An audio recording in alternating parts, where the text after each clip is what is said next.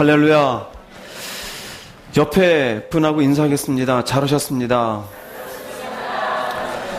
한 번 더 인사하겠습니다. 은혜 받으시기 바랍니다. 한 주간 좀 하브링 나는 것 같아요.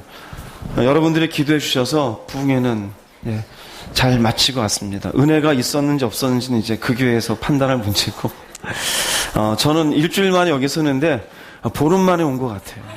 느낌이.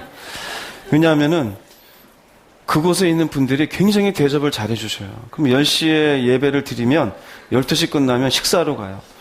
12시 반쯤부터 식사를 하면 2시쯤 끝나요. 거기서 숙소 있는 곳까지 한 20-30분을 가요. 그러면 3시쯤 있으면 5시 반에 또 식사로 오라 그래요. 그러면은 최소한 4시 50분에 또 나와야 돼요. 그럼 3시부터 1시간 정도 배 두드리다가 5시에 나와요. 5시 반 나오면 또 먹어요. 7시까지 먹고 7시 반 예배 드려요. 예배 마치고 나면 간식 드세요. 막 싸줘요. 막 무서워서 내려놨어요. 주지 마시라고. 그럼 그 다음에 거기는 새벽 예배가 5시예요. 그러면 그 전에 숙소가 교회인데서 한 20-30분 떨어져 있어서 4시 좀 넘어서 일어나야 돼요. 그럼 일어나서 준비해서 4시 반쯤 막 나오면 5시 예배 드려요. 끝나고 나면 또 싸줘요. 죽이랑 막 밥이랑 막 바나나 다 냉장고에 넣어두고 갔어.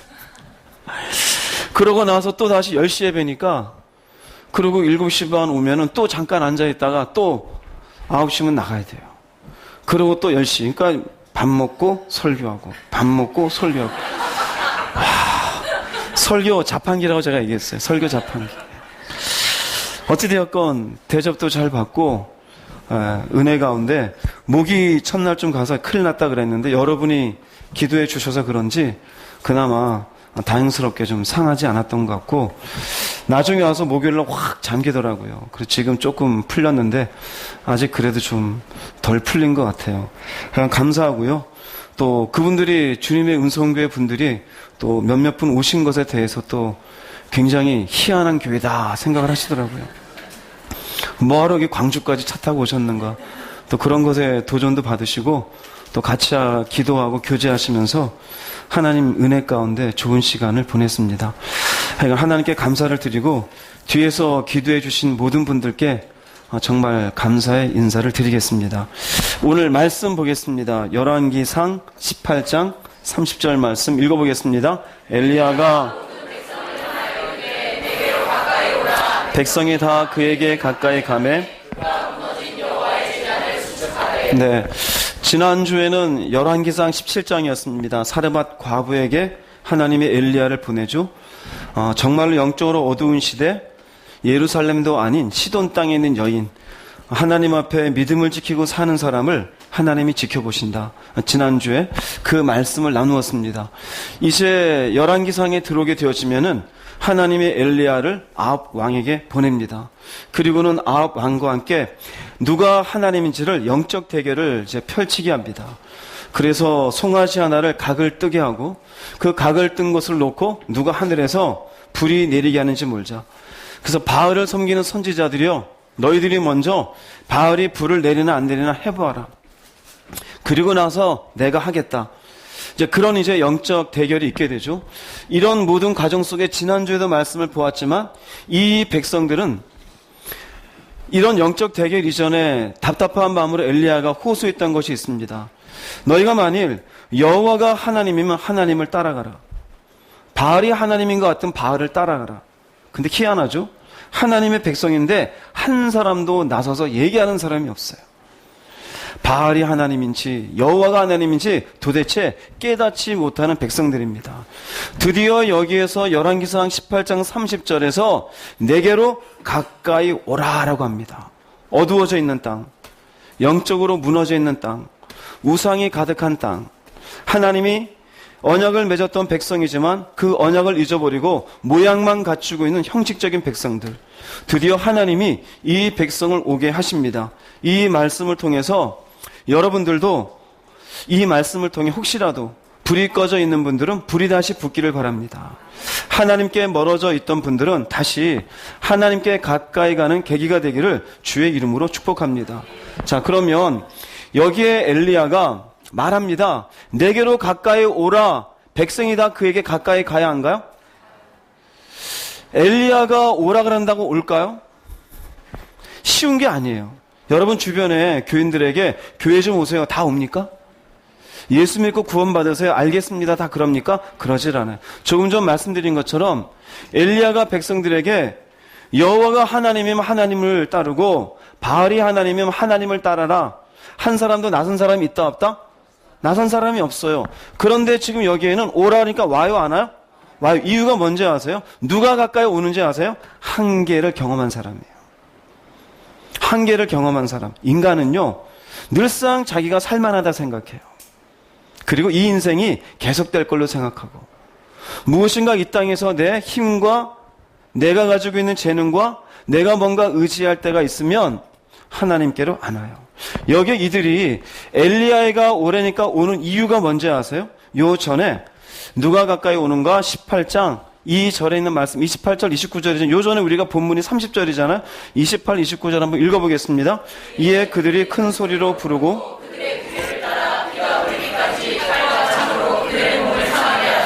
이가 취하여 정오가 지났고 그들이 미친 듯이 떠들어 저녁 소재 드릴 때까지 이르렀으나 아무 소리도 없고 응답하는 자나 여기 그들은 바알을 섬기는 선지자들입니다. 엘리야가 누가 하나님인지 따르라 결정하라 그럴 때 선뜻 결정하지 못한 건 바알도 뭐가 있는 것으로 생각해요? 능력이 있는 것으로. 그래서 둘이 딱 능력 대결을 펼칠 때 낮에 하루 종일 바알을 섬기는 선지자들이 450명이 송아지 각을 떠놓고 그 앞에서 불이 내리기를 막 이렇게 그들도 뭐하고 있습니까? 그들도 기도해요. 그들도 기도해요. 바알을 불러요. 옆에서 엘리야 그럽니다. 혹시 너희가 섬기는 바알이 못 듣는지 모르니까 더 크게 불러봐라. 그래서 크게 부르는 거예요. 약 올라가지고. 나중에 한번 집에 가서 읽어보세요. 엘리야가 옆에서 놀려요. 귀 먹은지 모르니까 더 크게 해봐라. 큰 소리를 부르고 심지어는 피가 흐르기까지 칼과 창으로 몸을 상하게 해요. 정오가 지났어요. 미친 듯이 떠들고 언제까지 소리 질러요? 그 하루 종일인 겁니다. 하루 종일. 하루 종일 했는데 보세요. 뒤에 아무 뭐도 없어요. 응답하는 자나 돌아가는 자 있어요 없어요? 아무것도 없어요. 이걸 다 봤어요 안 봤어요? 봤어요. 바알이 하나님인 줄 알았어요. 그런데 아무것도 아닌 거예요. 우리에게 뭘 의미하는지 아세요? 애들한테 잘해주면 인생 잘 될 줄 알아요. 70 넘어 보니까 쓸데없는 건 줄 알아요. 대개 70 넘으면 우리 교회는 이제 50 넘으신 분들도 아시죠? 제가 얘기하니까 40 되신 분도 알고. 근데 대개 세상에서 70 넘으면 애들한테 다 해줘봐야 별 의미 없다 그래요. 돈 붙잡고 살아요. 내가 돈 붙잡고 살다 보니 이 돈이 내 인생을 지탱해 줄 것 같아요. 근데 깨달아야 돼요. 아무 의미가 없다라는 걸. 어떤 사람은 자기의 고집. 여러분 가정마다 되게 남자들 가부장적으로 다 내 말을 듣고 내 말 따라 그런 남자들 있어요 없어요? 우리 교회 교인들은 안 그럽니까? 그런 가정 있어요 없어요? 있죠. 그 사람은 알아야 돼요. 그렇게 고집 부르고 산 인생이 아무것도 아닌 걸. 그 사람 죽으면 자식들이 아유 진작에 가시 그러고 가요. 제가 봤어요. 이렇게 갈 걸 아버지 왜 그렇게 우리를 힘들게 했어요? 그러면서 오히려 아버지의 죽음을 놓고 우는 게 아니라 아버지의 고집스러운 인생을 놓고 우는 걸 제가 여러 번 봤어요. 그 인생은 뭡니까? 아무것도 아니에요. 돈이 대단합니까? 여기에 바알을 섬겼다는 의미는 바알이 주는 이득이에요. 하나님이 주는 이득보다 바알이 주는 유익을 더 크게 생각했어요. 사업이 주는 유익, 사업장에 매달리고 내 고집이 주는 유익, 가정 식구들 모두 공포에 힘몰고 내가 이 땅에서 놀고 먹는 것 육체에 힘이 있을 때 좋은 것 같죠? 80 넘어 보세요. 다리 움직이기도 힘든데 그 육체가 즐긴 게 뭐가 남는지. 바람 피운 인생들 80 넘어 보세요. 뭐가 남는 건지. 아내를 두드려 팬 인생 뭐가 남는지 한번 나이 들어보세요. 뭐가 남겠습니까?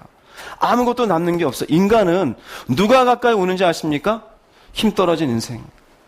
한계를 발견한 인생. 돈이 다가 아니구나. 자식이 다가 아니구나. 내 고집이 다가 아니구나. 젊음이 다가 아니구나. 깨달으시기 바랍니다. 교회 여러분들이 오신 게 다행스럽게 온 것 같지만 여기 가까이 왔다는 의미는 자기의 한계를 깨닫고 바알이 아무것도 아님을 가까이 온 거예요. 이 사람들이 하나님께 가까이 와요. 전도서 5장 10절 말씀 읽어보겠습니다. 은을 사랑하는 자는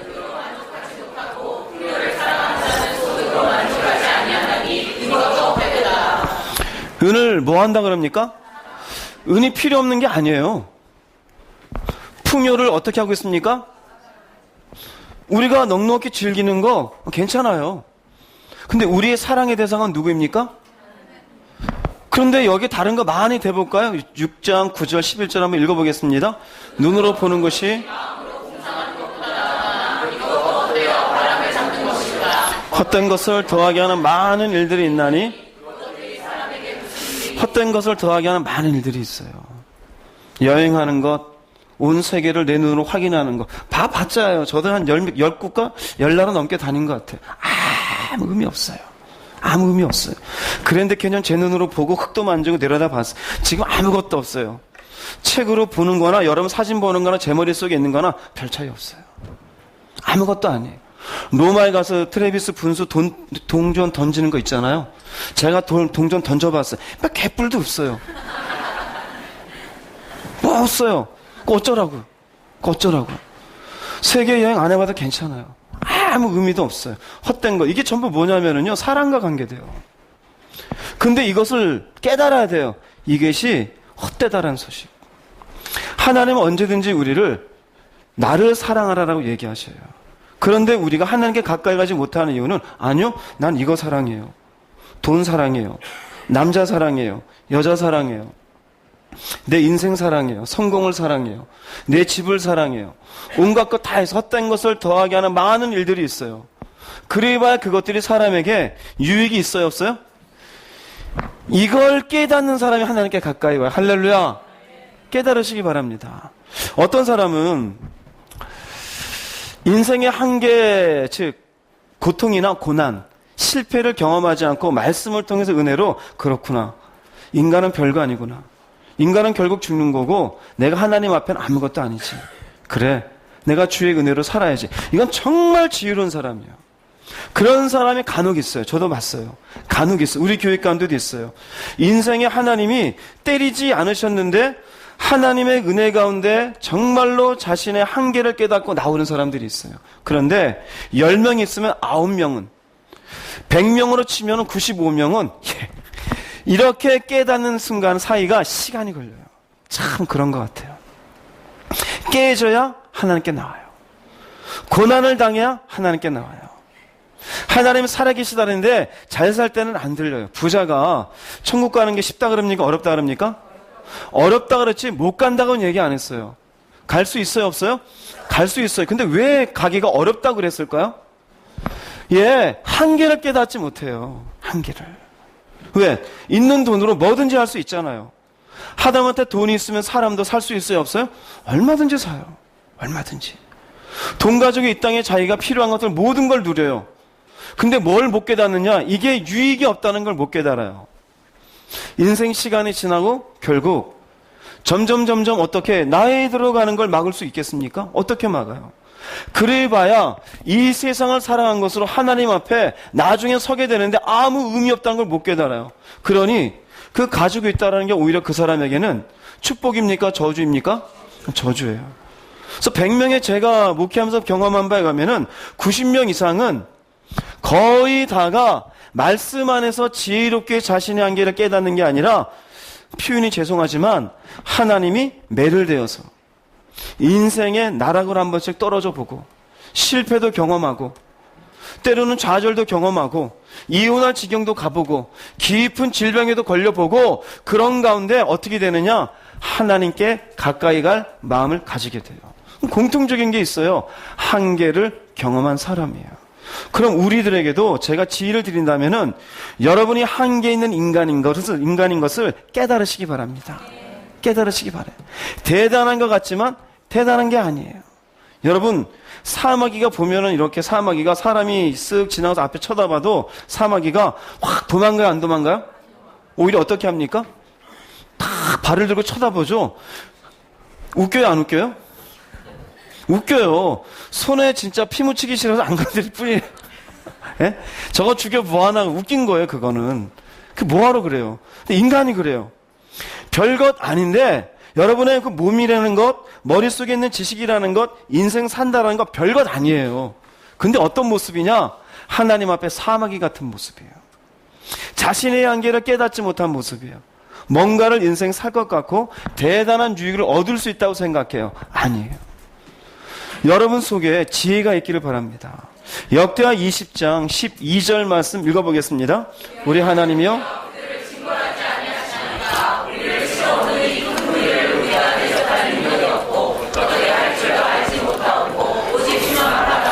여호사밧의 기도입니다. 왜 이렇게 기도하냐면요, 주변의 세 나라가 연합을 해서 지금 전쟁을 일으켰어요.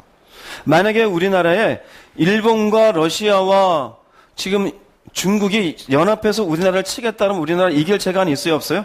이건 뭐 1대1로도 안 되는 나라인데 세 나라가 치잖아요. 여기도 마찬가지예요. 완전히 대적할 능력도 없고 어떻게 할 게 없어요. 그래서 뭐만 바라봐요? 이럴 때 가까이 와요. 이럴 때. 인간이 그래요. 아직 쓸만하고 힘이 있을 때 와요, 안 와요? 희한해, 안 와요. 가까이 안 와요. 그저 예배만 드릴 뿐이에요. 왜? 아직 내가 할 만한 일이 있어요. 매달 받는 돈이 있어요. 내가 그래도 움직이면서 재밌게 살 여건이 있어요. 아직 뭐 같은 인생이냐? 사마귀 같은 인생이에요. 제 눈에 보긴 그래요. 인간은 별거 아닌데. 하나님께 가까이 오는 사람, 이런 사람이에요. 누가 하나님 만나느냐? 29장 13절 읽어보겠습니다. 너희가 온 마음으로 하나님을 만나는 사람은 어떤 마음으로 주님을 찾아야 돼요? 홀 하트입니다, 영어로. 전적으로요. 온 마음을 다해서요. 그런데 만나는 사람이 있고 못 만나는 사람이 있어요. 못 만나는 사람은 어떤 마음일까요? 온 마음이 아니에요. 한 3분의 1. 줘도 좋고 안 줘도 좋고. 뭐 계시다 그러니까 역사하면 좋고. 근데 누가 온 마음으로 하나님을 찾게 될까요? 한계를 경험한 사람. 가진 게 없는 사람. 깨진 사람. 인간이 뭔지를 발견한 사람. 깊이 다른 사람에게 배신을 다해 울고 있는 사람. 그러면 하나님을 이제는 내가 믿어야, 사람은 믿을 게 아니다. 배신당하면 그때 와요. 남편이 다 해줄 것 같은데 그 남편이 바람 피우고 한 달, 두 달 안 나오면 열심히 교회 잘 나오더라고요. 그 인간. 인간은 믿을 게 없어요. 집에 들어오지 않아서 이혼도 안 돼요. 그러고 우는 거 봤어요. 왜? 한계를 경험해요. 그러면 진짜 온 마음이 돼요. 하나님께 누구밖에 없나이다? 그럼 만나요, 못 만나요? 지혜로우면 스스로가 한계를 발견하면 그 사람이 지혜로운 사람이에요. 근데 이 지혜를 발견하기가 인간이 쉽다, 어렵다? 그건 뭘 의미하냐면요, 우린 참 교만해요. 참 교만해요. 옆에 분하고 이렇게 인사합시다. 알고 보면 당신 참 교만한 사람입니다. 진짜예요. 교만해요. 저희 집사람 가끔 그러면 그거 교만이야. 교만해서 그래. 그 기분 나빠. 쳐다봐요. 그러거나 말거나 고개 탁 돌려요. 교만이에요. 우리가 교만해서 그래요. 하나님 앞에 우리는 가야 될 존재예요. 누가 하나님께 가까이 가냐? 한계를 발견해요. 온 마음으로 그를 찾아야 돼요. 근데 대충 찾아요. 그러니 그런 사람들은 제가 간절히 하나님께 찾으라 그러잖아요. 안 해요. 왠지 아세요? 아직 힘이 있어요. 그러면 그런 분들 제가 뭘 하기도 하는지 아세요? 잘 되라고 이거 얘기하면 영업비밀인데. 말하면 안 되네. 저는 뭘 하는지 아세요? 제발 저 인간 바닥 좀 보게 해주세요. 네? 옆에서 기도하고 있을 때 전 뭘 하는지 아세요? 잘 되게 해주세요. 안 그래요? 저 사람 바닥 좀 보게 해주세요. 더 나락으로 떨어지게 해주세요. 하는 일 완전 망하게 해주세요. 좀 병 좀 걸리게 해주세요. 제가 새벽에 기도할 때 가정을 위해 기도해요. 믿지 않는 가정이 있을 때 오시는 분들은 알 거예요. 지금 뭘 하는지 아십니까? 어떠한 계기를 통해서라도 예수님을 믿게 해 주십시오. 그 계기 속에는 여러 가지가 있는 거예요. 여러 가지가 있는 거예요. 말은 안 하겠어요. 그럼 또 시험 들 수 있으니까. 여러 가지가 있는 거예요. 하나님이 좁혀든지 머리를 뽑으시든지 뭐 여러 가지가 있겠죠. 왜요? 한계를 경험해야 돼. 그래야 온 마음이 되어져요. 여호사밧 같이 오직 주만 바라보나이다. 인간의 한계를 발견해요. 이스라엘 백성들 보십시오. 바알을 그렇게 불러도 아무 힘이 없는 거 보니까 엘리야가 가까이 오려니까 갈 수밖에 없잖아요. 그동안 여호와가 하나님인지 바알이 하나님인지 깨닫지도 못하던 사람들이 바알이 아무 힘이 없고 그렇게 피를 철철 흘리도록 부르짖어도 아무 응답이 없는 우리가 이걸 왜 하나님이라 생각했지? 그리고는 한계를 깨닫는 거예요. 여러분, 한계를 깨달으시기 바랍니다. 돈이 별거 아니에요. 인생 성공이요? 뭐가 성공인데요? 회사에서 직급 올라가면 성공입니까? 사장님이 인정해주면 성공입니까? 하나님은 생각지도 아니하고? 위례 집 한 채 샀으면 성공입니까? 그럼 어쩌라고요? 위례 집 한 채 있나? 저 지방에 내가 월세로 사나? 사는 건 똑같잖아요. 다른 거 살아요? 그분은 이불을 갖다 막 깃털을 깔아놓고 삽니까? 그런 거 아니잖아요. 똑같아요. 인간은 먹는 것도 비슷해요. 김치는 대체적으로 다 가지고 있잖아요. 그죠? 저희 집엔 별로 없지만 물 마시고 쌀 먹고 그 뭐 대단합니까? 고기 맨날 먹으면 병 걸려요. 고기도 적당히 먹어야 되지. 어차피 사는 건 비슷해요. 인간이 자기 자신의 삶이 뭔지를 몰라요. 우리가 하나님을 떠난 존재가 얼마나 하나님을 떠난 존재가 별것 아닌 존재인지를 깨닫지 못해. 그러면 가까이 오지를 않아요. 언제든지 적당히 거리를 두고 바리새인이 되어져요. 바리새인이 됐다는 의미는 입으로는 다 해요. 교회도 잘 나와요. 그런데요, 일정한 거리를 두어. 이스라엘 백성이 그렇잖아요. 일정한 거리를 두었어요. 그들은 언약의 백성이었어요. 제사도 드려요. 말씀도 가지고 있어요. 그런데 여호와가 하나님이라고 인정하지 않고 있어요. 이게 얼마나 무서운 일입니까? 그래서 마침내 그들에게 우리가 지난번에 열왕기상 17장 봤잖아요. 하나님이 왜 그 지역에 가뭄을 주겠습니까? 한계를 경험하기 위해서예요. 지금 또 왜 영적 대계를 펼치게 했을까요? 그 바알이 별것 아닌 걸 보이기 위해서예요. 우리도 마찬가지예요. 한번 하나님께 가까이 오시지 않고 지혜 없이 여러분 마음대로 가보십시오. 나중에 결국 온 마음으로 하나님이 사랑하시면 온 마음으로 결국 하나님을 부르는 인생이 될 겁니다. 그런데 그렇지 않냐고 지금 내 힘으로 마음대로 살겠다 이 마음 생길 때까지 인생에 가뭄이 있을 겁니다. 목회자 입장에서 봐서는 그거 다행이에요. 하나님과의 관계가 온전치 못한데 인생이 잘 된다? 그럼 불안해요. 저는. 와, 큰일 났다. 저러면 안 되는데 하나님 왜 저렇게 물질의 복을 줍니까? 저러지 마세요. 확 깨지게 해주세요. 사업 잘 되면 절대 안 됩니다. 모르죠? 뒤에서 제가 그렇게 기도하는 거. 그렇다고 또 저 찾아와서 내가 안 되는 게 목사님 탓이에요. 그러지 마세요. 네. 저는 기도했을 뿐 섭리하시는 분 누구입니까? 하나님께 뭐라 그러세요? 황 집사님 저한테 뭐라 그러지 마세요. 내가 기도했어요. 저 인간 깨지게 해달라고, 망하게 해달라고. 그래서 황 집사가 망하더라고요. 누가복음 15장 16절 17절 읽어보겠습니다. 그가 돼지 먹는 지혈 열매로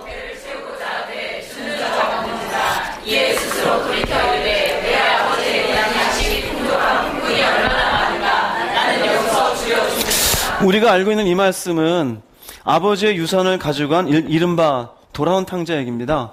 이 가정에 15절까지 아버지의 재산을 가지고 다 재산을 허비해요. 허비하고 그 전 구절에 보면은 흉년이 들어서 비로소 궁핍한지라가 나와요. 하나님이 한번 기회를 줘요. 비로소 궁핍한지라. 그런데 이때 아버지 집으로 돌아올 마음을 가지질 않아요. 인간이란 게 그래요. 어디를 가느냐? 돼지 치는 집에 가서 어떻게든지 인생을 연명하려고 그 집을 찾아갑니다. 그 집에 찾아가는데 그 집에 찾아가 돼지가 먹는 거라도 먹으려는데 줘요, 안 줘요? 안 주는 거예요. 안 주는 거예요. 그래서 여기 보면 17절에 이 스스로 돌이켜 이르되 내 아버지에게는 이제 드디어 누구를 생각합니까? 이제 드디어 아버지를 생각해요. 근데 여기에 돌이켜라는 이 부분을 영어를 보면 when he came to his senses 그래요. 여기에 센스는 감각이라는 건데요. 이게 무슨 의미냐면은 그가 정신을 차리다. come to one's sense 그러면은 정신을 차리다입니다. 즉 애들을 철없다가 갑자기 어느 날 20몇 살 돼가지고 어머니 죄송합니다. 이 안지가 철들었네. 그때 쓰는 게 수고 같은 것이에요. 그가 비로소 정신을 차리고 보니 이 말은 정신 차리기 전에는 뭐가 최고였어요? 자기가 가지고 아버지가 가지고 온 유산. 그래도 이 땅에서 뭔가 할 수 있다는 생각. 아버지 생각을 해요, 안 해요? 안 해요. 그럼 이렇게까지 이르도록 누가 이렇게 끌어가셨을까요? 하나님이에요. 마침내 한계를 발견하고 비로소 뭘 차려요? 정신을 차려요. 한계를 발견한 정신을 차리고 아버지를 생각하고 마침내 아버지의 집에 갑니까 안 갑니까? 가게 되어져요. 인간이에요. 누가 하나님께 가까이 오느냐? 교회만 가까이 온 게 아니에요. 하나님께 그 마음을 다해 나오는 사람은 한계를 발견하는 사람이에요. 자기가 가지고 있는 것을 의지하는 사람 아직 먼 사람이에요. 재능을 의지하고 능력을 의지하고 내 머리를 의지하고 젊음을 의지하고 아직 그 사람 멀어 있는 사람이에요. 이 표현들을 하자면은 여러분들의 감각이 살아날 수 있기를 바랍니다. 정신을 차릴 수 있기를 바랍니다. 하나님을 떠난 인생은 아무것도 아닌 인생이에요. 우리를 태어나게 하신 분도 하나님이시요, 우리를 살게 하시는 분도 하나님이시요, 우리의 걸음을 인도하시는 분도 하나님이셔요. 하나님이 창조하셨고 하나님이 주관하셔요. 그런데 내 마음대로 산다고요? 그 자체가 이스라엘 백성들이 여호와를 하나님으로 인정하지 못하는 모습하고 똑같은 것이에요. 마태복음 11장 28절 말씀 읽어보겠습니다. 수고하고 주님께로 오는 사람이 누가 오는지 아십니까? 내가 짐진 인생인 것을 발견하는 사람이다. 내가 짐졌는데 이 짐을 내가 스스로 다 질 수 있다 없다? 없다고 생각하는 사람이에요. 힘이 듭니다. 고난이 있습니다. 참, 왜 나는 이렇게 삽니까? 전생에 내가 뭔 죄를 졌길래 이렇게 만드는 겁니까? 그럴 때가 있어요, 없어요? 있잖아요. 그런데 그 사람이 그 마음을 가지고 있는 게 복이에요. 그 사람이 주님께 나와요. 예수님께 가까이 나왔던 사람들을 볼까요? 보십시오. 창기, 세리, 혈루증, 중풍병자, 문둥병자, 바디메오. 이 사람들 주님이 아니면 스스로 이 생활에서 벗어날 힘이 있어요, 없어요? 없어요. 피를 흘리고 있는데 어떻게 나와요? 중풍병자 어떻게 해요? 문둥병자 어떻게 해요? 바디메오는 거지예요. 심지어 사람들이 무시하잖아요. 이거 말고도 주님께 가까이 나온 사람, 수로보니게 여인, 앞을 못 보는 사람, 38년 동안 겟세마네 옆에서 겟세마네 그 옆에 그 우물 옆에 38년 동안 있었던 사람. 이 모든 사람들 자기 스스로 인생을 극복할 수 있어요, 없어요? 극복할 수가 없어요. 주님께 나왔던 사람들은 전부 다 수고하고 무거운 짐진 인생들이에요. 하다못해 예수님의 제자들도 부자들이 몇 명 없어요. 세리였던 마태는 좀 부자예요. 요한은 좀 공부한 사람이에요. 그 외 사람들 부자가 별로 없어요. 다 가난한 사람들이고 인생이 허덕허덕하던 사람이에요. 그런 사람들이 예수께 나왔어요. 누가 가까이 나오느냐? 살만하다는 사람이 아니에요. 조금 전에도 말씀드렸던 것처럼 돈이 나쁜 게 아니고 내가 인생의 어떤 위치를 갖고 있는 게 나쁜 게 아니에요. 나라는 인생 자체가 하나님을 향해서 마음이 있어야 됨을 깨달으시기 바랍니다. 그럴 때 그분께 가까이 나갈 수가 있어요. 지금 엘리야가 사람들에게 내게로 가까이 오라라고 했을 때 가까이 올 수 있었던 이유는 바알의 한계를 봤기 때문이에요. 여기 있는 사람들도 마찬가지예요. 여러분의 한계를 발견하기를 정말 주의 이름으로 축복합니다. 발견해야 돼요. 질병을 통해서든 아니면 인생의 실패를 통해서든 아니면 이런저런 아픔을 통해서든 발견할 수도 있지만 지혜로운 자가 되십시오. 깨지기 전에, 내 인생의 실패를 경험하기 전에. 하나님이라고 이스라엘 백성들을 그렇게 저주 가운데 몰아넣고 싶을까요? 그렇지 않아요. 언제든지 하나님 이스라엘 백성들에게 뭔가 일을 하시기 전에는 선지자를 보내요. 돌아오라 그래요. 근데 왜 안 돌아오느냐? 배가 불러서 안 돌아오는 거예요. 제가 교회 생활을 해보고 목회를 해보니까 알겠어요. 설교 말씀 다 해요. 그분 안에 있어야 우리가 사는 자라고, 은혜가 안에 있어야 사는 것이라고. 그런데요, 잘 안 들어요. 언제 오느냐? 이제 깨지고 나면은 하나님 결국 인생은 은혜가 필요하더라고. 제가 얘기해요. 내가 얘기했잖아요. 그땐 안 들렸죠. 왜 안 들렸을까요? 배부른 거예요. 여전히 세상 속에 내가 생각하고 내가 계획하며 내가 뭔가 의지할 게 있어요. 여러분, 하나님께 가까이 가는 사람 되십시오. 한계를 경험해요. 인생에 문제가 있습니까? 주님이 부르시는 것이에요. 지금 이 설교를 듣는 것 주님이 부르시는 은혜의 시간임을 깨달으시기 바랍니다. 그 다음에 내게로 가까이 오라는, 주님께 가까이 가는 것은 이렇게 한계가 있는 인생이 주님께 마음을 열어 가는 건데, 두 번째로는 이제 마음을 열어 가는 건 어느 자리에 가는 것이냐? 은혜의 자리에 가까이 가는 거예요. 열왕기상 18장 30절 말씀 다시 읽어보겠습니다. 엘리야가 모든 백성을 향하여 네, 가까이 오게 해요. 이곳에 이후에 무슨 일이 생기냐면은 하늘에서 불이 내려서 송아지와 그 주변에 물로 다 뿌렸는데 모든 것들을 태우는 일이 있어요. 즉 하나님의 임재가 있습니다. 내 속에 하나님께 가까이 간다는 의미는 하나님의 은혜가 있는 곳에 가까이 가는 것이에요. 할렐루야. 은혜가 있는 곳이에요. 은혜가 있는 곳이라면은 그분의 은혜가 있는 교회도 얘기할 수 있어요. 이스라엘 백성들로 치면은 성소 가까이 있는 것이에요. 하나님의 선지자가 말씀하는 자리에 가까이 있는 것이에요. 하나님의 일하심의 자리에 가까이 있는 것이에요. 내가 가능한 하나님의 사람과 가까이 할 수 있기를 주의 이름으로 축복합니다. 나는 내가 알아서 해. 아니요. 언제든지 여러분 보세요. 어떤 사람이 막 인생의 어려움 속에서 이전 정말 하나님밖에 없어. 그냥 그 자리 집에 있습니까? 그렇지가 않아요. 보따리 싸가지고 어디로 와요? 교회에도 오고 기도원에도 가요. 심지어는 금식도 해요. 왜 그럴까요? 내게 필요한 것은 무엇이다라고요? 은혜가 필요하니 은혜의 자리에 가까이 오는 것이에요. 할렐루야. 그럼 내가 만나는 것도 은혜 없는 사람을 만나는 게 아니라 은혜의 사람을 만나게 되어져 있어요. 누가 배부른 사람인지 아십니까? 난 안 가도 돼. 배부른 사람이에요. 난 안 가도 돼. 난 내가 알아서 해. 과연 그럴까요? 엘리야가 얘기하잖아요. 내게로 가까이 오라. 백성이다. 그에게 가까이 가매. 가까이 온 백성은 하나님의 임재를 경험해요. 그러나 멀리 있었던 사람은 경험하지 못해요. 우리가 사도행전 2장에 보면은 성령이 임해요. 사도행전 1장에서 성령이 너에게 임하시면 너희가 권능을 받고 예루살렘과 사마리아 온 땅에 이르러 내 증인이 되리라. 그 말씀 딱 듣고 하나님 약속하신 것을 기다려요. 그런데 처음에 그 말씀을 들었던 사람 원래 몇 명이었다고요? 500명이었어요. 나중에 성령을 경험한 사람 몇 명이에요? 120명이에요. 380명은 어디 갔을까요? 가는 거예요. 가까이 안 가는 거예요.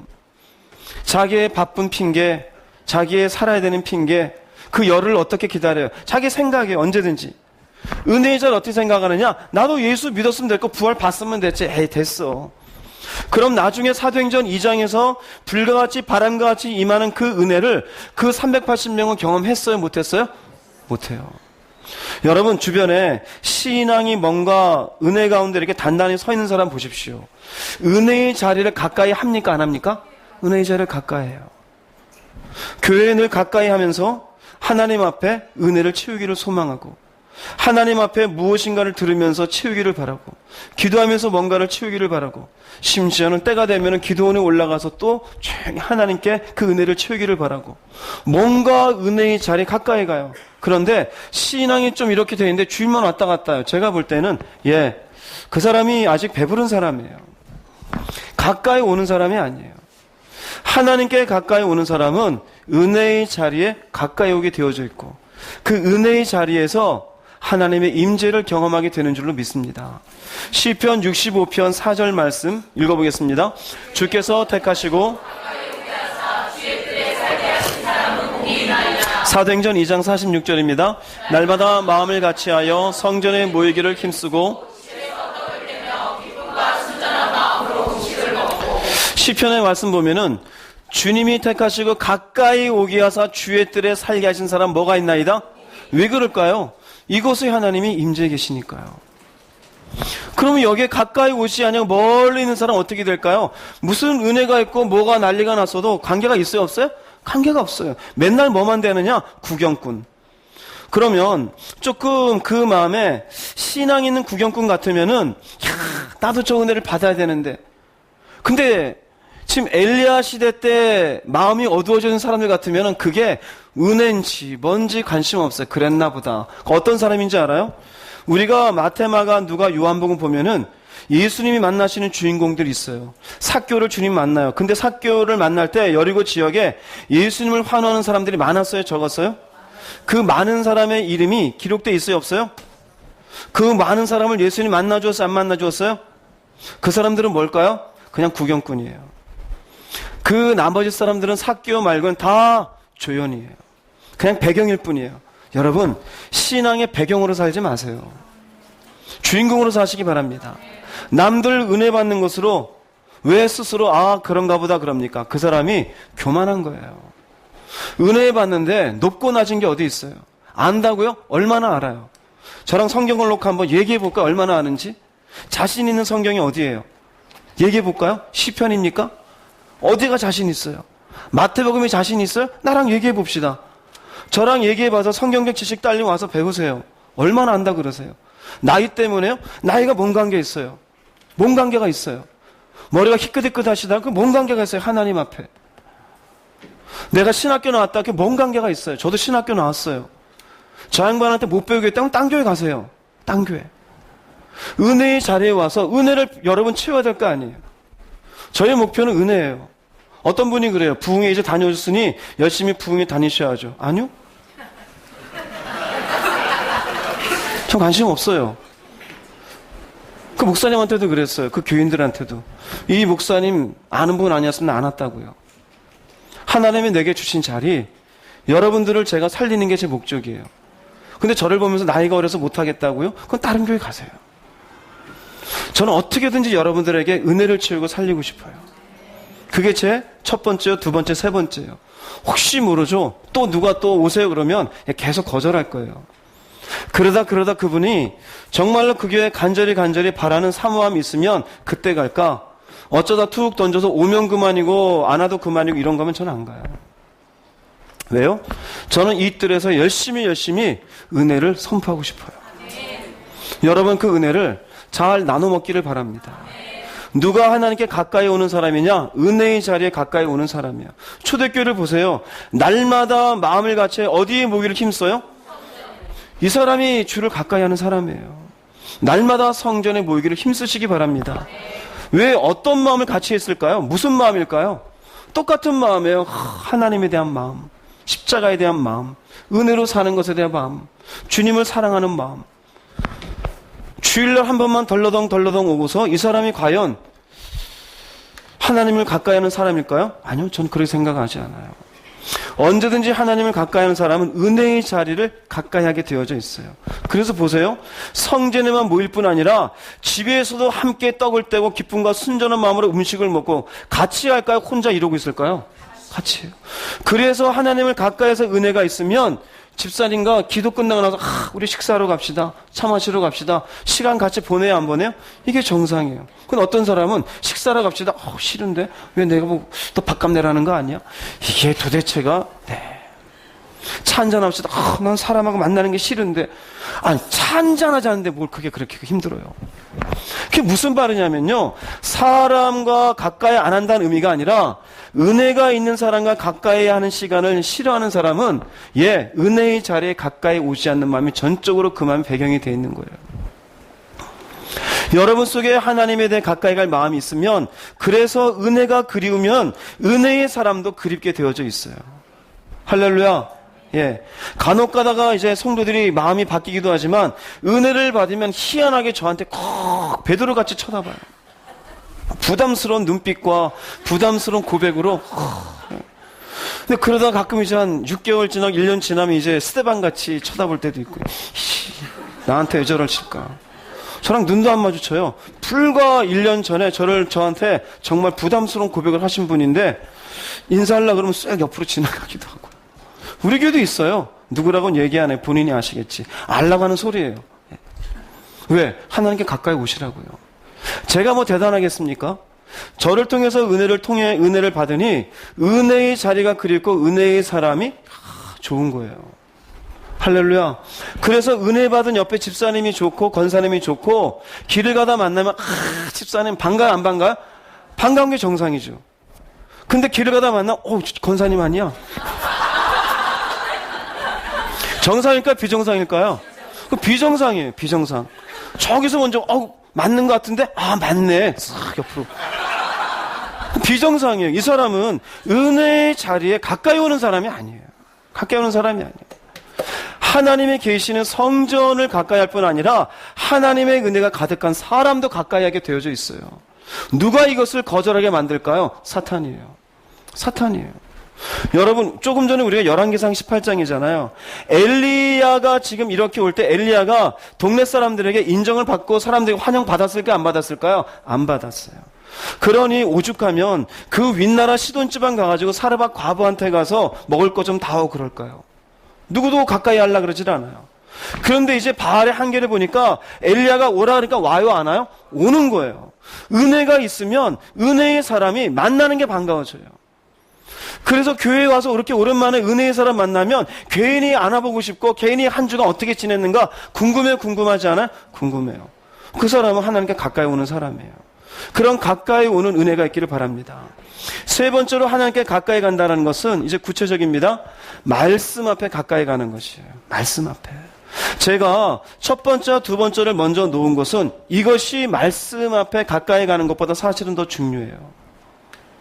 내 마음이 하나님 앞에 깨어져 하나님 필요합니다 마음 더 중요해요. 그리고 하나님이 임재하시는 하나님이 세우신 교회가 그리워지는 게 더 중요해요. 왜요? 비로소 그 교회에서 말씀이 선포되어지고 그 말씀을 통하여 하나님 앞에 사는 것임을 알기 때문입니다. 그래서 말씀 앞에 가까이 간다는 건 혼자도 물론 말씀을 읽게 되지만 내가 어두운 상태에 있다가 말씀을 어떻게 깨닫게 될까요? 그렇지가 않아요. 말씀을 풀고 말씀을 이해시켜주는 어떤 자리가 그렇게 되어져 있어요. 그래서 1번, 2번이 언제든지 먼저가 되어져요. 세 번째가 말씀 앞에 가까이 가. 왜 말씀 앞에 가까이 가느냐? 이스라엘과 하나님 사이가 멀어진 이유는 무엇에서 멀어진 것이에요? 말씀에서 멀어진 거예요. 이스라엘 백성은 언약의 백성입니다. 하나님은 말씀을 통하여 이스라엘과 언약을 맺어 내가 너희의 하나님이다. 너희는 내 백성이다. 말씀을 통해서요. 하나님이 이스라엘 백성을 멀리한 것이 아니라 이스라엘 백성이 이 말씀을 지키지 않는 것으로 인하여 멀어진 것이에요. 그러면 이 이스라엘 백성이 다시 하나님께로 돌아온다는 의미는 어디로 돌아오는 것이에요? 말씀으로 돌아오는 것이에요. 먼저 말라기서 3장 7절 말씀 읽어보겠습니다. 만군의 여호와가 이르노라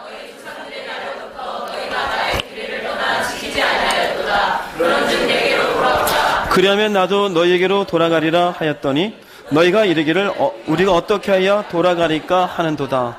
보면은 내게로 돌아오라 그럽니다. 하나님께로 돌아오는 거죠. 너희가 나의 규례를 떠나 지키지 아니했도다. 규례를 떠나 지키지 않았던 돌아온다라는 것은 다시 규례 앞에 어떻게 하는 겁니까? 다시 규례 앞에서 말씀을 지키는 것이에요. 말씀을 가까이 하는 것이. 그리하면 나도 너희에게로 어떻게 하리라? 돌아가리라. 그러면 말씀을 가까이 가면 하나님이 돌아온다는 것은 하나님과 가까워져요? 멀어져요? 가까워지는 것이에요. 근데 밑에 희한하죠? 너희가 이르기를 우리가 어떻게 해야 돌아갈까 하는도다. 사실은 쉬운데 이들은 말씀을 놓고 어렵다 생각하는 것이에요. 하나님을 멀리 있다 생각하고 하나님은 떠난 적이 없는데 마음으로 하나님 멀게 느껴져요. 하나님과 거리감이 있어요. 어떻게 하나님께 가까이 가느냐? 자기가 말씀에서 멀리 떠나 있으면서 어떻게 하여야 되니까 그래요. 그런데 이 말씀 앞에 가까이만 오면은 하나님은 이 말씀을 통해 만나주셔요, 안 만나주셔요? 만나주셔요. 무엇이 하나님과 우리 사이를 멀게 했느냐? 바로 말씀을 지키지 않은 범죄예요. 분노하고 죄짓고 하나님보다 다른 것들을 더 사랑하고 자신의 생각 속에 깊이 빠져 있고 형식적으로 교회에 나오고 입으로만 예수 하고 지나간 어떤 신앙적인 경험을 놓고 바리새인처럼 모양만 갖추고 있고 말씀대로 살지를 않아요. 그러면서 그래요. 어떻게 다시 하나님의 은혜를 채울까? 쉬운 거예요. 내게로 돌아와라. 어디로요? 말씀으로. 어려워요? 쉬워요? 쉬워요. 근데 왜 어렵다 그럴까요? 말씀을 읽으면서 아직은 안 들어와요. 그럴 때는 말씀을 읽을 것이 아니라 말씀을 들으세요. 제가 여러분들에게 말씀을 나름대로 풀어서 알려드리잖아요. 설교 말씀을 잘 들으세요. 2번도 들으시고 3번도 들으세요. 5번도 들으세요. 어떤 분 그래요. 하루에 목사님 설교 매일매일 들었더니 그 말씀이 저를 여기까지 끌어주신 것 같아요. 말씀이 가는 거예요. 제가 한 게 아니에요. 저한테는 이 말씀이 제가 뭐 잘나서 합니까? 하나님이 저한테 이렇게 알려주어라고 저한테 알려주신 거지. 그럼 이렇게 알려주신 말씀을 여러분들이 눈으로 그냥 볼 때는 알아요? 몰라요? 몰라요. 열왕기상에 있는 말씀 여러분 다 알잖아요. 근데 여러분 스스로 볼 때 이런 말씀이 있는 걸 알아요? 몰라요? 몰라요. 그럼 이런 말씀을 들으면 여러분들의 유익이에요? 유익 아니에요? 유익이에요. 들으면서 누구한테 가까이 가게 될까요? 하나님께 가까이 가요. 그럼 여러분들이 말씀을 듣는 게 쉬워요? 어려워요? 쉽잖아요. 희한합니다. 텔레비전 켜놓고 2시간 앉아있는 건 굉장히 쉬운데 말씀을 듣는 건 어렵다 생각해요. 이게 영적 싸움이에요. 영적 싸움이에요. 그죠? 더더군다나 여러분들 가끔 이렇게 TV 보면은 생방송 같은 거 재밌겠다 그러잖아요. 무슨 경연 프로그램, 노래 경연 프로그램. 저기서 들으면 얼마나 생생할까. 아니면 야구할 때, 야, LG, 거기 가서 내가 좀, 한 3시간 가서 얼마나 좋을까? 이러고도 보니까. 그런데 여기에서 생생하게 저를 보고 말씀 들으면서 그런 생동감을 못 느끼나 봐요. 네? 여기서는 시간 보고 이제 12시 지났으니 이제 좀 있으면 끝나겠구나. 좋긴 좋은데 뭐 이렇게 길어. 나가서 물 한 잔 드시고 오세요. 커피 한 잔 드시고, 예, 조금 있으면 끝납니다. 제전엔 제가 1시 넘게 했어요. 근데 이제는, 예, 중간에 끝내요. 시간 지났다, 다음 주에 하지 뭐. 끝내요. 오늘 하다가 시간 지나면 끝내잖아요. 다음 주에. 다음 주 또 우리 야외배 가잖아요. 가서 또 하면 되잖아요. 예전엔 제가 급했어요. 어떻게든 해주려고. 근데 이건 급한 게 없어요. 내가 한다고 되는 게 아니구나. 나는 막 열을 100을 쏟아냈는데 기껏 받아먹는 게 하나 둘밖에 안 돼요. 있잖아, 간두자. 하자. 여기 보세요. 내가 말씀을 떠났으니까 말씀만 지키면 돼요. 내가 듣는 말씀이 부족하면 듣는 말씀을 듣기만 하면 돼요. 이것이 하나님께 가까이 가는 거예요. 전도서 5장 1절 말씀이 그래요. 한번 읽어보겠습니다. 너는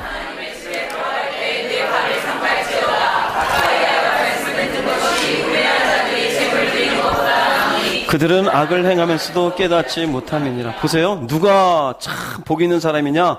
하나님의 집에 들어가서 가까이 하여 말씀을 듣는 것이, 즉 말씀을 듣는 것이 누구에게 가까이 하는 거예요? 하나님에게 가까이 하는 거예요. 그게 복이에요. 여기에 있는 자들은 그냥 재물만 드리고 악을 행하면서 깨닫지 못해. 이 사람이 하나님께 가까이 가지 못하는 사람이에요. 뭘 깨닫지 못하느냐? 정말 하나님이 원하시는 게 뭔지 알지를 못해요. 자기는 옳다고 생각하고 재물을 드려요.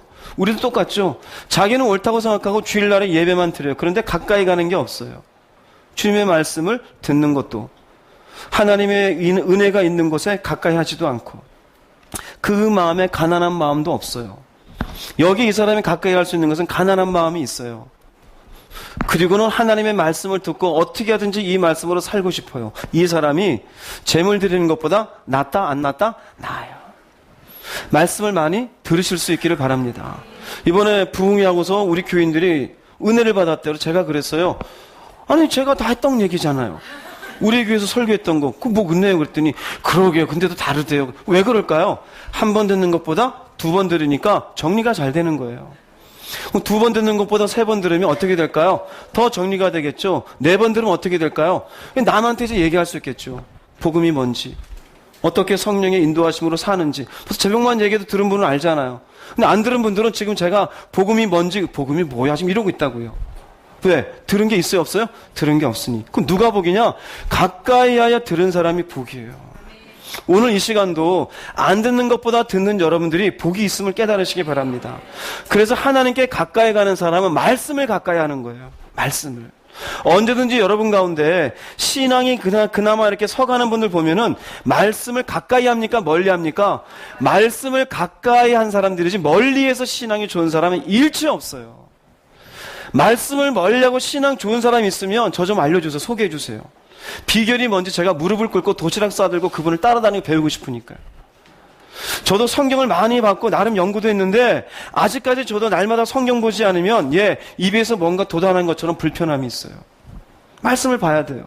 매주 설교를 준비하면서 또 설교의 하나님의 인도하심 속에 저도 나름 말씀을 보고 보면서 그 말씀에 주님이 내게 들려주시는 것을 내가 찾아가면서 그 일을 하지 아니하면은 저한테도 은혜가 없어요. 그런데 내가 말씀 듣지 않고 어떻게 내 신앙을 유지할 수 있을까요? 그건 불가능한 거예요. 근데 사람들은 어떻게 생각하느냐? 안다고 생각해요. 열왕기상 18장에 나오는 이스라엘 백성들이 그래요. 그들은 여전히 율법을 가지고 있었어요. 그들 여전히 제사 드려요? 안 드려요? 제사 드려요. 그들이 제사 드릴 때 하나님께 나와서 여호와의 이름을 부를까요? 부르지 않을까요? 불러요. 그런데 하나님 앞에는 뭡니까? 아무것도 아닌 껍데기예요. 우리가 그래요. 껍데기 신앙인이 굉장히 많아요. 겉으로는 다 해요. 입으로 다 해요. 하나님 어떻게 섬기는지, 교회가 뭔지, 뭐 봉사가 뭔지 다 해요. 그럼 막상 하나님 앞에 뭐냐 이거예요. 하나님 앞에. 이 말씀이 날마다 나에게 생명같이 넣어주는 게 있냐 이거예요. 이 말씀을 통해 그분을 만나는 게 있습니까? 있어야 돼요. 그저 형식적으로. 근데 그 속에는 그냥 답답하고 뭔가 의심이 생기고 이스라엘 백성들처럼 하나님의 존재에 대한 의심만 생기고 불안하고 이러면서 교회만 왔다 갔다 하는 이 사람이 하나님을 가까이 하고 있을까요? 절대 가까이 하는 사람이 아니에요. 누가 가까이 하는 사람이냐? 말씀을 들으며 그 말씀을 통해 자신의 내면을 정리해 가는 사람이에요. 요한복음 6장에 이런 말씀이 있어요. 66절, 68절 읽어보겠습니다. 그때부터 그의 제자 중에서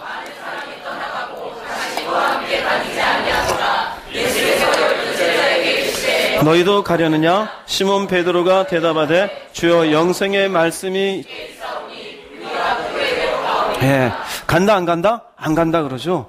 여기 이런 말씀이 왜 나오냐면 이 사람들은 제자예요. 구경꾼이 아닙니다. 무리가 아닙니다. 제자 중에서입니다. 이 의미에 의하면은 예수님은 12제자 말고 많은 제자가 있었고 12제자는 사도로 주님께서 이렇게 세운 것이에요. 그럼 제자가 되었으면 나름대로 이렇게 무리들보다는 인생을 헌신한 사람이겠죠. 근데 이 전에 무슨 말씀이냐면 요한복음 6장에서 내가 하늘에서 내려온 떡이다. 내 피를 먹고 내 살을 먹어야 생명을 얻는다. 이게 무슨 소린고. 자기의 머리로 이해하지 못할 주님의 설교를 듣고 66절 이후에 제자 중에서 많은 사람이 떠나가요. 그런 다시 그와 함께 다니지 않아요? 다니지 않아요. 왜 그럴까요?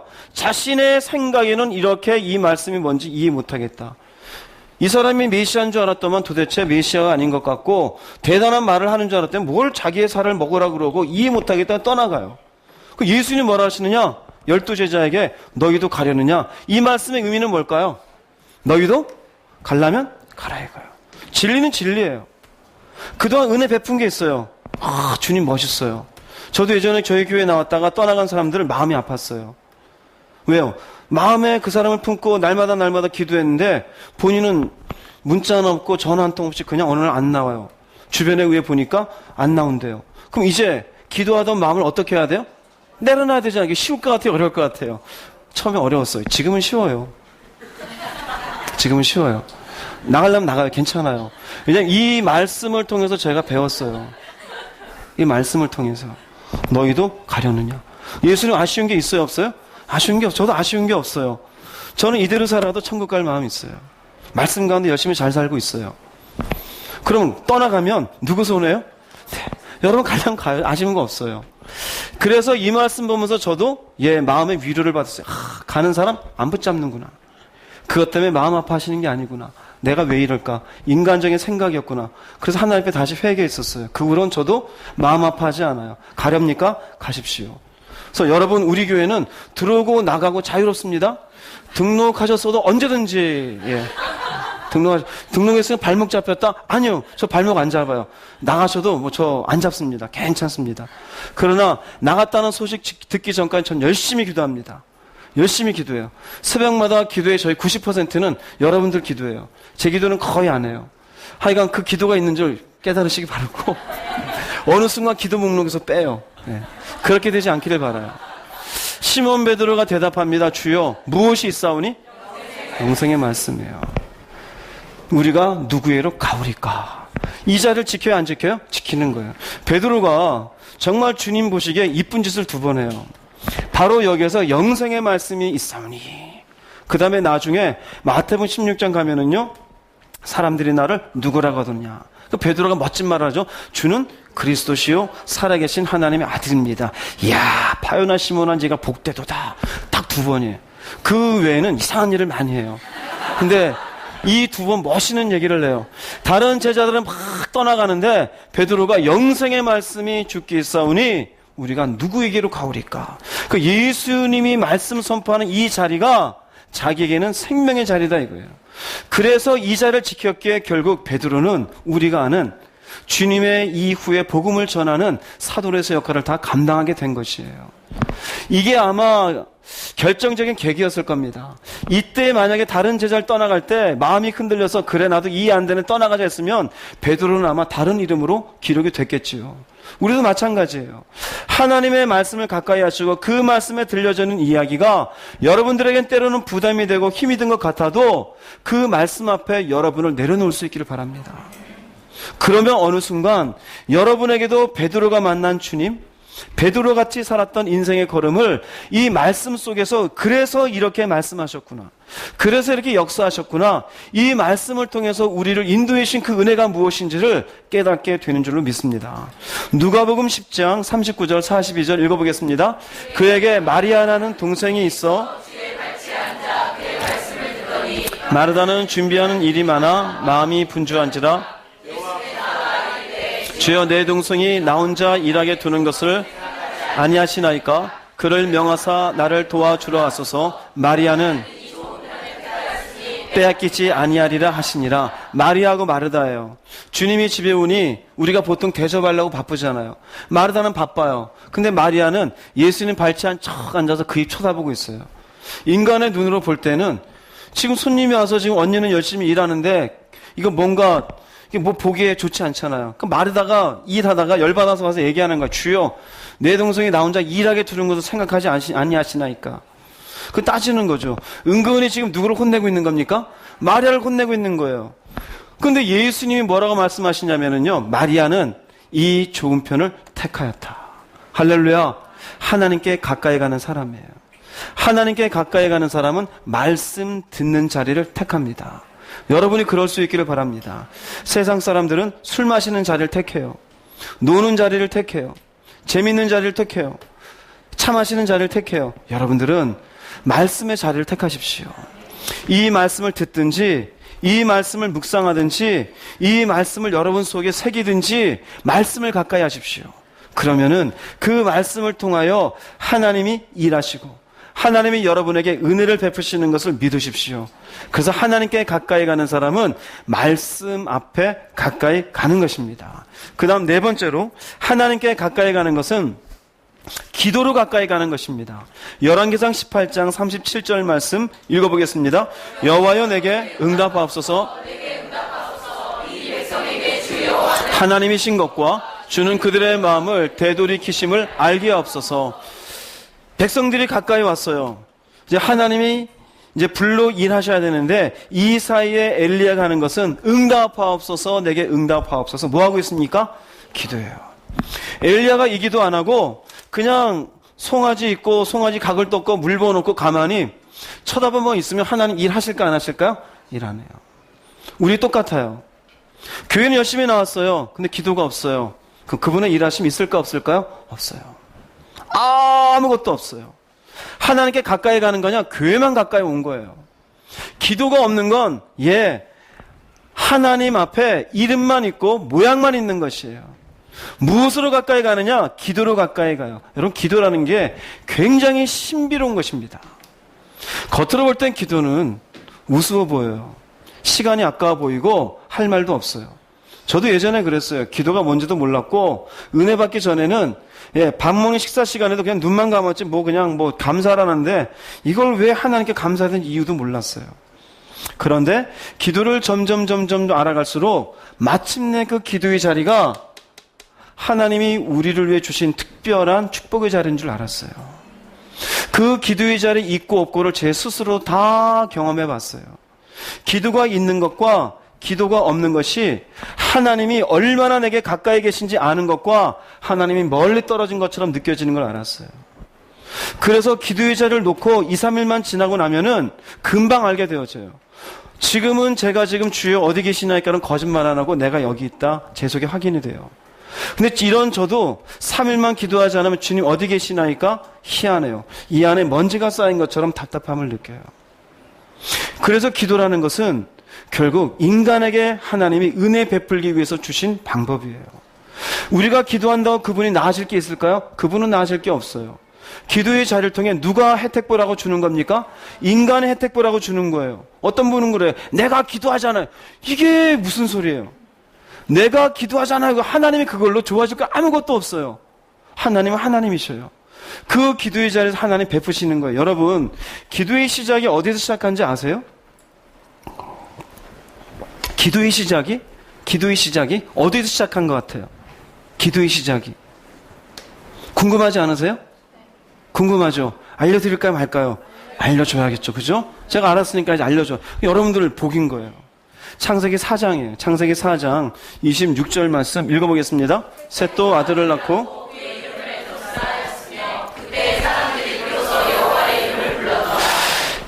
창세기 4장에 와서 비로소 여호와 이름을 불러요. 창세기 3장에서는 인간이 범죄하고 저주받는 내용이에요. 창세기 4장에 오면서는 이제 가인이 아벨을 죽이고 그리고 그것으로 저주받는 내용이에요. 그래서 아벨이 죽은 다음에 하나님이 이제 아담과 하와를 통해서 셋을 낳게 해요. 셋이 낳고 아들을 낳는데 그의 이름을 에노스라 해요. 그런데 희한하죠? 이때 사람들이 비로소라고 합니다. 비로소 여호와 이름을 불러. 여호와 이름 불렀다는 건 뭡니까? 이게 비로소 하나님의 은혜를 구한 거예요. 비로소. 왜 비로소라 그러냐? 에노스라는 이름에 의미가 있습니다. 셋이 에노스를 하는데요. 에노스라는 의미가 죽을 수밖에 없는 존재입니다. 에노스라는 의미가. 그런데 이 에노스라는 의미의 어근은 어디에 있냐면 아나시라는 단어에 있어요. 아나시라는 말은 깨지기 쉽다, 약하다입니다. 즉 인간에게 아들을 낳으면서 뭐라 그러냐면은 너는 깨지기 쉬운 사람이야. 넌 죽을 수밖에 없어. 왜 이렇게 이름 지었을까요? 이 당시에 인간의 평균 연령은 900살이에요. 900살. 감이 와요, 안 와요? 지금 우리가 인생 보통 성경에도 70이요, 강건한 80이라 그래요. 요새는 좀 장례를 치러보면 90 사시는 분도 많아요. 조금 더 가면 이제 100세가 되겠죠? 근데 인간이 이런 80에 90의 인생을 살면서도 어떤 생각을 하느냐? 안 죽을 것처럼 살아요. 안 죽을 것처럼. 마치 특별히 이제 20대, 30대들은요, 죽음은 나랑 먼 할아버지, 할머니만 죽는 것으로 생각을 해요. 그런데 셋이 아들을 놓으면서 뭐라고 말해줬냐면은 900년을 살 거 아니에요. 결국 에노스도 905살이 죽어요. 근데 이름을 뭐라고 했냐면 너는 죽을 수밖에 없는 존재야. 죽음이란 걸 생각지 못하면서 온갖 죄를 짓게 되어지고 마침내 창세기 6장에서 노아의 시대 때 물로 홍수로 심판을 내요. 얼마나 많은 죄를 지을까 생각을 해봐요. 그 당시에 우리도 60이 정도 되면은 인간은 기력이 대략 떨어져 안 떨어져? 근데 900년 사는 동안은요, 그 당시에 처음에 인간들은 기력이 떨어지질 않아요. 500살이 되어도 기력이 떨어지지 않아요. 여전히 자식 잘 낳고 살아요. 600살이 되어도 자식을 잘 낳고 살아요. 돌멩이도 벌쩍벌쩍 들고 산에도 막 올라갔다 내려갔다 뛰어다녀요. 정욕이 쇠하질 않아요. 왜? 처음에 만든 인간은 완벽했었던 인간이기 때문에. 그럼 우리가 한 50년, 60년 기력이 떨어지지 않고 그 세월을 살아도 죄를 지어야 안 지어요? 얼마나 많은 죄를 지어요. 특별히 20, 30대는 안 죽을 것까지 생각하잖아요. 근데 900세를 살면서 산을 오르락 내리락하고 600살이 되어도 자식을 낳는 그 시대에 정욕이 넘쳐요, 안 넘쳐요? 넘치는 거예요. 그래서 가인이 아벨을 죽이고 그 뒤에 낳은 아들에게 주는 이름은 너는 죽을 수밖에 없는 존재다. 인간은 이렇게 깨지기 쉬운 존재라는 이름을 주면서부터 어떻게 되느냐? 자신의 한계를 깨닫고 하나님의 이름을 부르는 거예요. 할렐루야. 그럼 기도는 뭐냐면요, 나의 한계를 깨닫고 내 부족함을 은혜로 채워달라고 하는 거예요. 나의 한계를 깨닫고 나는 죽을 수밖에 없는 존재입니다. 나는 깨질 수밖에 없는 존재입니다. 나는 이렇게 연약한 인간입니다. 나는 이렇게 고집이 센 인생입니다. 내가 이렇게 이기적인 인간입니다. 내가 이렇게 욕심이 많은 사람입니다. 이런 인간에게 하나님 은혜를 베풀어 주십시오. 누구의 이름을 불러요? 그때 비로소 여호와 이름을 불러요. 아담도 부른 적이 없고 가인도 부른 적이 없어요.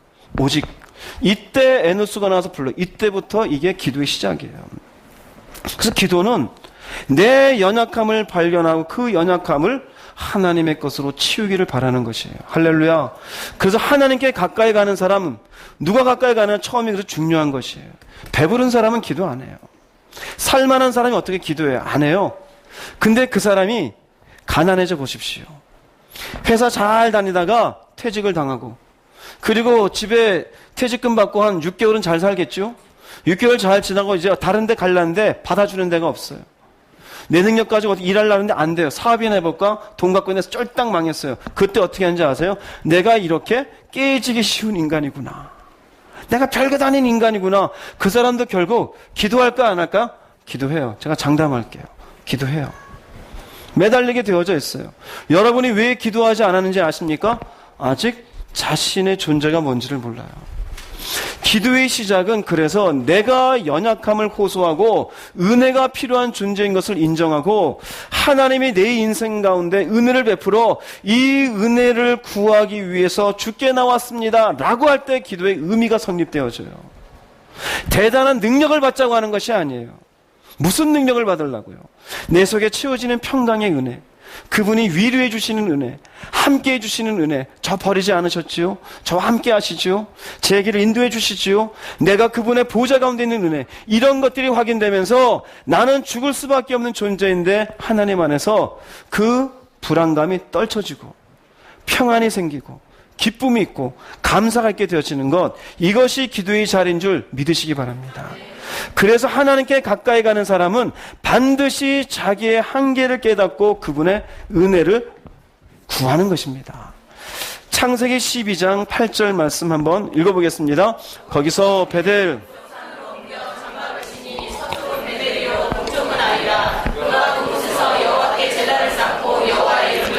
창세기 12장 1절에서 하나님이 부르잖아요. 너는 본토 친척 아비집을 지나 떠나 내가 너에게 지시한 땅으로 가라. 떠납니다. 떠나서 지금의 이스라엘 백성 살고 있는 팔레스타인 지역, 이쪽 지금은 옛날엔 가나안 땅이죠. 이 가나안 땅에 이 땅을 내가 네 자손에게 주리라 그럽니다. 그리고는 마침내 거기서 뭐라느냐, 여호와께 제단을 쌓고 뭐합니까? 하나님께 이름을 불러. 이건 뭐 하는 걸까요? 예, 기도하는 거예요. 이때의 기도는 하나님께 감사합니다 라는 거예요. 이 땅을 저에게 주시고 이 땅을 우리 후손에게 주신다니 감사합니다. 또 부르죠. 근데 이 사이에 무슨 일이 생기냐면요, 이렇게 감사합니다 그런데 이 땅에 흉년이 들어요. 흉년이 드니까 애굽으로 밑에 피신해요. 피신을 했는데 그곳에서 그만 자기의 아내를 누구라고 불러요? 누이라고 불러요. 이것으로 인해서 바로한테 아내를 뺏깁니다. 하나님이 열받으셔서 바로의 집에 막 화를 끼쳐요. 그랬더니 바로가 깜짝 놀라서 아브라함 너 일로 와봐. 이 자식아, 너 때문에 내가 죽을 뻔했잖아. 왜 네 아내를 누이라고 불러? 너 아내 데려가고 양도 가져가고 소도 가져가고 다 가져가. 뭐 이런 놈이 다 있어. 성경에 꼭 그렇게 기록되어 있지 않지만 바로가 얼마나 놀랬겠어요. 그래서 다시 거기에서 위로 올라와요. 처음 제단을 쌓은 곳, 여기를 얘기합니다. 베델과 아이 사이예요. 가나안 땅이에요. 여기서 다시 누구의 이름을 부릅니까? 여기의 이름은 뭐라고 기도한 걸까요? 하나님? 뭐라고 기도했을까요? 용서해 주세요. 제가 불신앙으로 그만 인생에 흉년이 들었다고 그곳에 내려갔고 거짓말했습니다. 주여, 제가 이런 인간입니다. 인간의 무엇을 발견한 거예요? 한계를. 기도하는 거예요. 이게 기도예요. 자, 여기에도 하나님이 하신 일을 놓고 하나님께 기도하면 가까이 가요, 안 가요? 가까이 가죠. 비록 잘못했지만 그것을 놓고 하나님께 기도하면 가까이 가요, 안 가요? 가까이 가요. 무엇으로 가까이 가는 겁니까? 기도로 가까이 가는 것이. 할렐루야. 기도의 자리가 하나님께 가까이 가는 자리예요. 여러분의 기도의 자리가 무너졌다면 제가 100% 장담합니다. 하나님과의 거리가 멀 수밖에 없어요. 멀 수밖에 없어요. 아, 지난달에 안 했는데요. 예, 한 달 동안 참 교만하게 사셨네요. 그게 올바른 믿음의 삶일까요? 그렇지 않아요. 아, 그래도 교회 가서 하루 10분씩 했는데요. 10분 갖고 됩니까? 아우, 시간 됐네. 그러고 끝납니까? 아니요. 그 안에서 하나님의 임재, 하나님의 위로, 하나님이 흘려주신 은혜, 예, 감사합니다. 잘못했으면, 예, 제가 죄인입니다. 하나님 당신의 인도가 제 인생에 필요합니다. 그로 인한 내 속의 평안, 그걸 받고 일어날 때 할렐루야, 오늘도 주의 은혜가 저를 살리신 줄 믿습니다. 이게 기도예요. 그렇게 가는 사람이 하나님께 가까이 가는 사람이에요. 신명기 4장 7절 말씀 읽어보겠습니다.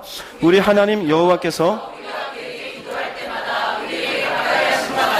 그 신이 가까이함을 얻은 큰 나라가, 보세요. 기도할 때마다 하나님이 우리에게 가까이 하셔야 안 하셔요? 가까이 하셔요. 기도할 때마다. 그럼 기도의 자리에는 하나님이 가까이 오신다 안 오신다? 가까이 오셔요. 그런데 우리는 기도의 자리를 우습게 여겨요. 왜 그럴까요? 이게 영적 싸움이에요. 사단이 그렇게 만드는 거예요. 기도는 늘상 부담되게 만들어요. 눈 감는 게 왜 이렇게 힘든지 모르지만 그 잠깐 감는 게 힘든 거예요. 이게 영적 싸움이에요. 왜? 사탄이 알아요. 기도를 하려고 작정하는 순간 하나님이 저자에게 은혜 베풀 걸 알아요. 그래서 기도의 자리를 힘들게 만들어요. 근데 기도해 본 사람은 알아요. 내가 기도하고 은혜를 받고 나니 왜 그렇게 기도 자리가 힘들게 만들게 했는지 알게 되어져요. 여러분, 신앙생활은 절대 머리로 하는 게 아니에요. 은혜로 하는 거예요. 그 은혜의 공급은 절대적으로 하나님이 우리에게 가까이 하시는 자리에서 받는 것이에요. 그동안 수십 년 동안 교회 다니면서 익혔던 교회의 이런저런 어떤 모습들, 습관적인 것들, 뭐가 어떻고 그런 것을 여러분들 바리새인처럼 만들지 마세요. 여러분이 날마다 하나님께 기도의 자리에서 가까이 갈 수 있기를 바랍니다. 하나님은 가까이 해주신다는데 왜 우리가 기도의 자리를 힘들게 해요? 사탄이 역사하는 거예요. 피곤하니까 오늘은 일찍 자. 오늘은 바쁘니까 그냥 일찍 자. 어제 했으니까 됐지. 여러분 그런 소리 지지 마세요. 할렐루야. 지지 마세요. 절대 지지 마세요. 하나님 앞에 늘 깨어서 기도할 수 있기를 바랍니다. 마태복음 26장 41절 말씀 읽어보겠습니다. 시험에 들지 않게. 마태복음 누가복음 21장 36절 읽어보겠습니다. 이러므로 너희는 장차 올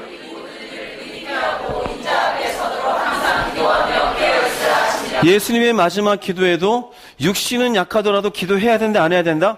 해야 돼요. 여기는 주님의 마지막 때에 대한 말씀입니다. 마지막 때를 우리가 피할 수 있도록 너희는 항상 뭐 해야 된다? 이렇게 기도해 누구 앞에 설 수 있어요? 인자 앞에. 인자가 누구일까요? 우리의 신앙의 목표는 그분 앞에 서는 거 아니에요? 그럼 이거 바꿔봅시다. 항상 기도가 깨어있지 않았어요. 설 수 있을까요? 없을까요? 그럼 마지막 때 우리에게 생기는 일들을 우리가 피할 수 있을까요? 없을까요? 그럼 막상 이 일이 오기 전까지 이 사람은 교회는 열심히 다닌 사람이 될 수 있어요. 누가 피할 수 있고 누가 주님 앞에 설 수 있느냐? 기도의 자리로 주께 가까이 간 사람. 근데 기도하지 않고 어떤 분은 그렇죠. 기도하고 내 기도나 해줘. 기도하러 가. 내 기도나 해줘. 너가 기도하면 우리 집 잘 되겠지 뭐 기도나 해줘. 꿈 깨세요. 꿈 깨세요. 달라요. 아내가 기도 열심히 하는데 남편 잘 됩니까? 하나님 그런 하나님 아니셔요. 그건 기복적으로 하는 거예요. 기도의 1차적인 목적은 내 영혼의 잘됨이에요. 아내는 기도하라 그래. 기도하러 가. 그럼 대신 내 기도해줘. 그 기도 속에 성령님 뭐라고 중보하실까요? 이 인간 좀 정신 차리고 하나님께 기도하게 해주십시오. 기도해야 돼요. 근데 기도를 안 해요. 그게 영적 싸움에 지는 거예요. 사탄은 그 마음속에 자꾸 기도에 대해서 부담감을 넣어줘요.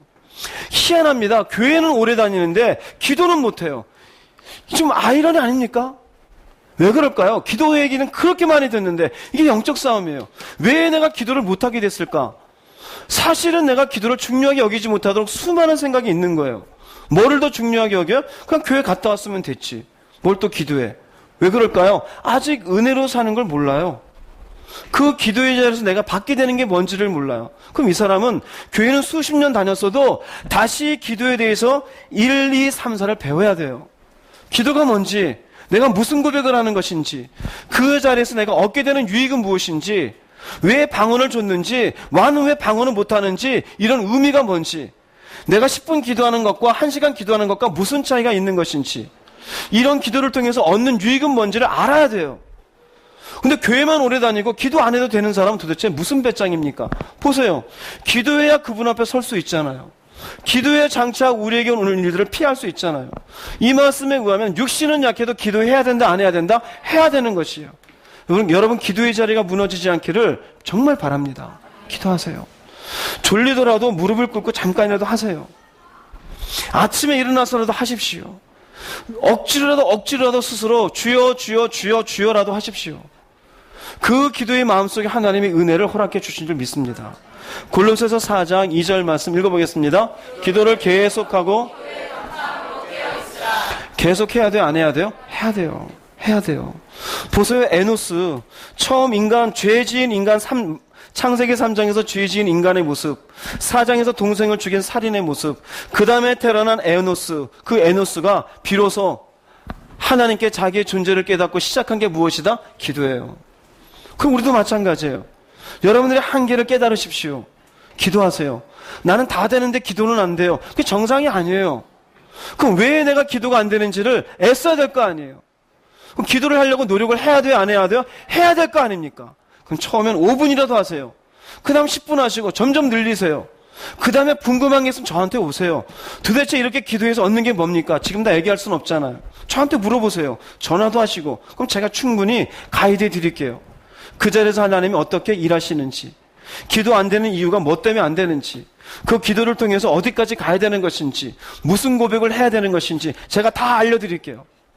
그리고 나서 마침내 기도의 자리에서 에노스가 받았던 은혜, 아브라함이 받았던 은혜, 다윗이 받았던 은혜, 베드로가 받았던 은혜, 바울이 받았던 은혜, 제가 받았던 은혜, 여러분도 다 받으실 수 있기를 바랍니다. 하나님이 누구에게는 은혜 베풀고 누구에게는 은혜를 안 베풀겠습니까? 마찬가지예요. 엘리야가 하나님의 이름을 부르며 은혜를 구하잖아요. 우리도 마찬가지예요. 하나님께 가까이 가는 사람은 기도의 자리에 가까이 가는 줄 믿습니다. 여러분 모두가 기도의 자리가 깨지지 않기를 주의 이름으로 축복합니다. 그 다음에 있는데 이건 다음 주에 하겠습니다. 이렇게 하나님께 가까이 가서 얻게 되어지는 유익이 있습니다. 이 유익은 다음 주에 하겠습니다. 궁금한 분은 청량 수련으로 오시기 바랍니다. 결론을 내리겠습니다. 레위기서 10장 3절 말씀 읽어보겠습니다. 모세가 나는 나를 가까이 하는 자 중에서 내 거룩함을 나타내겠고 온 백성 앞에서 내 영광을 나타내리라. 예, 가까이 하는 자 중에서요. 누가 가까이 한다고요? 자기 한계를 깨닫는 사람. 가까이 하는 사람은 어느 자리를 가까이 한다고요? 은혜의 자리를 가까이 해요. 가까이 하는 것은 무엇을 가까이 하는 것이에요? 말씀을 가까이 하는 거예요. 하나님께 가까이 하는 건 무엇을 가까이 한다고요? 기도의 자리에 가까이 해요. 가까이 하십시오. 그러면 그분이 여러분 앞에 나타나십니다. 그러잖아요. 거룩함을 나타내고 영광을 나타내잖아요. 이걸 누리십시오. 여러분, 이건 정말 추상이 아니에요. 제가 예전에 은혜 없을 땐 추상적인 줄 알았어요. 이론인 줄 알았어요. 그런데 깨닫고 나니 절대 추상이 아니에요. 하나님의 영광이 나타나요. 임재가 있어요. 그런 은혜를 신비적으로 받지 마시고 하나님이 모든 가까이 하는 자에게 주기를 원하시는 은혜가 있음을 깨달으시고 이 모든 것들을 여러분들도 누릴 수 있기를 주의 이름으로 축복합니다. 기도하시겠습니다. 말씀을 생각하시면서 여러분은 하나님을 가까이 하는 자인지 멀리한 자인지 살펴보시기 바랍니다. 이스라엘 백성들 엘리야가 가까이 오라고 할 때 두말 없이 가까이 해요. 그러나 그 전에 그들은 여호와가 하나님인지도 몰랐던 사람들입니다. 여러분을 보시기 바랍니다. 나는 하나님의 이름을 부르고 주여 주여라고 하지만 나는 과연 주께 가까이 간 사람인가? 그 앞에 내가 온전한 마음을 가지고 그분께 있는가 살피시고, 온전치 못하면 처음에 말씀드린 것, 아직 교만하고 아직 내가 살만하고 아직 내 생각과 내 주장과 내가 가지고 있는 것을 힘으로 살고 있는 그 잘못된 자신의 한계를 깨닫지 못하는 걸 회개하시기 바랍니다. 지혜론자가 되게 해달라고 구할 수 있기를 바랍니다. 다 함께 주님 한번 부르시고 통성으로 기도하겠습니다.